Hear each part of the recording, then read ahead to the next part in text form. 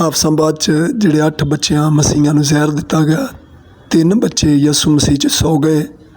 ਔਰ ਸਾਡੀ ਦੁਆ ਹੈ ਕਿ ਖੁਦਾਵੰਦ ਉਹਨਾਂ ਨੂੰ ਆਪਣੇ ਰਾਮ 'ਚ ਜਗ੍ਹਾ ਦੇ। ਔਰ 5 ਬੱਚੇ ਹਸਪਤਾਲ 'ਚ ਨੇ, ਖੁਦਾਵੰਦ ਉਹਨਾਂ ਨੂੰ ਤੰਦਰੁਸਤੀ ਬਖਸ਼ੇ ਔਰ ਖੁਦਾਵੰਦ ਉਹਨਾਂ 'ਤੇ ਆਪਣਾ ਪਾਕ ਰੂਹ ਖੁਦਾਵੰਦ ਦਾ ਜੁੰਬਸ਼ ਕਰੇ।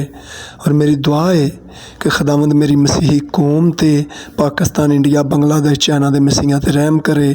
ਔਰ ਮੇਰਾ ਖੁਦਾਵੰਦ ਬੇਟੀਆਂ ਔਰ ਬੇਟਿਆਂ ਨੂੰ ਫਜ਼ਲ ਦੇਵੇ ਔਰ ਖੁਦਾਵੰਦ ਦਾ ਪਾਕ ਰੂਹ ਜੁੰਬਸ਼ ਕਰੇ ਮਸੀਹੀ ਕੌਮ ਦੇ ਬੇਟੀਆਂ ਔਰ ਬੇਟਿਆਂ 'ਤੇ।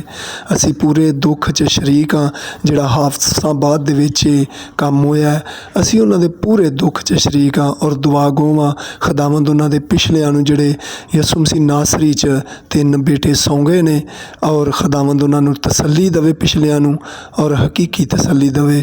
ਜਿਹੜੇ ਹਾਲੇ ਉੱਥੇ ਹਸਪਤਾਲ 'ਚ ਨੇ, ਖੁਦਾ ਉਹਨਾਂ ਨੂੰ ਤੰਦਰੁਸਤੀ ਬਖਸ਼ੇ।